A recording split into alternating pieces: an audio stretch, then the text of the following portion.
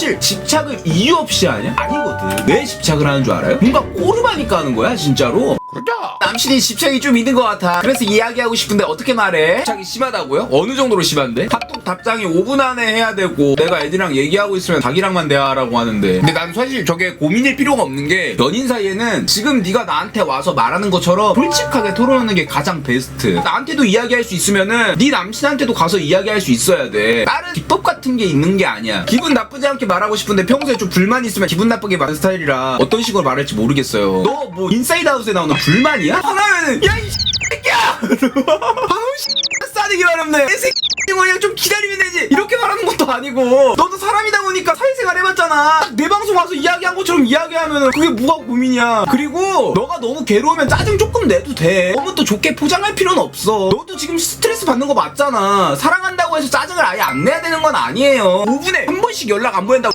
라고 그렇게 병적으로 상대방이 이렇게 나오면은 너도 짜증 나지. 아 진짜 그만 좀 하면 안 돼? 그냥 이 정도 짜증은 낼 수 있는 거야 충분히.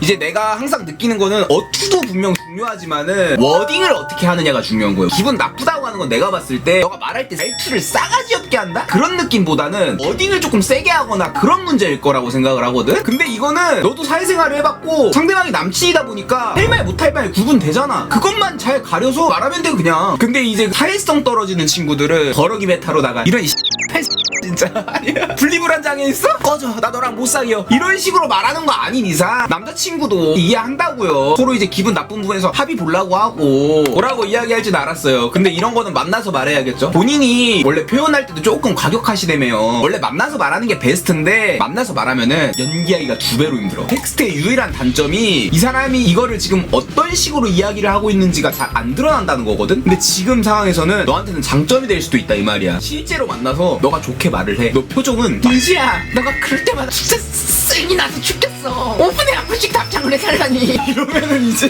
눈에 다 보이잖아. 너가 이제 그 풍기는 표정과 분위기를 보고 아 얘 화났구나 나랑 싸우자는구나 라고 생각할 수도 있다고. 그러니까 이거를 숨길 줄 알아야 되는데 그걸 잘 못하시는 성격이라며. 이런 상황에서는 오히려 카톡 텍스트가 당신한테 더 장점으로 나갈 수도 있다. 근데 텍스트로 안 된다, 합의점이 안 맞는다, 그럼 만나서 들이박으세요. 커플들이 만나서 말하는 거 못하시고 그런 분들 되게 많잖아요. 나는 그렇게 생각을 해. 그거 말하기 무서워서 안 말하고 숨기고 그러고 있으면은 어차피 끝나는 관계 아니야? 안 맞는 부분이 있어가지고 너네 이미 마음은 병들고 있는 거잖아. 견딜 수 있으면 애초에 고민도 아니었겠지. 못 견디니까 고민이 된 거 아니야? 이걸 해결하려면은 앞만 무서워도 들이박아봐야 되는 거 아니야? 그게 유일한 살 길이야.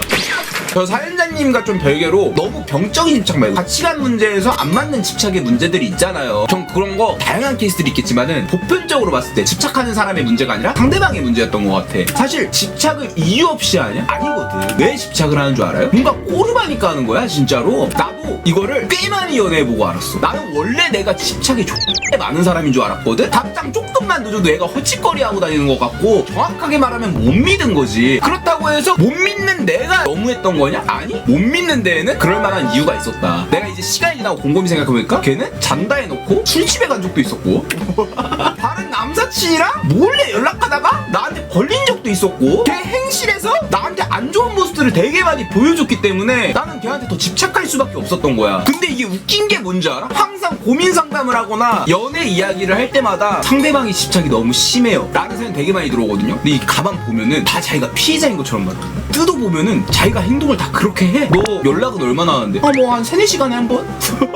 게임할 때는 연락 안 할 수 있는 거 아니에요? 그냥 애초에 본인이 연락하는 걸 귀찮아하는데 결론으로 가면은 야 그럼 나 같아도 당연히 집착을 하지. 상대방한테 그렇게 믿음을 안 심어주고 상대방이 집착한다고 하면은 얼마나 이기적인 거야. 넌 그래서 상대방이 집착한다고 고민 가지고 있으신 분들은 본인 스스로를 한번 좀 돌아봤으면 좋겠어. 알아들었으면 끄덕여. 내가 매번 말하잖아. 연애 초반에는 믿음을 심어주는 단계가 필요하다니까? 근데 이 과정도 없이 너 집착하지 마, 무작정 믿어, 막말로다가 좀 이상한 종교랑 다를 게 뭐야? 갑자기 너네한테 냅다 와가지고 도를 믿으십니까?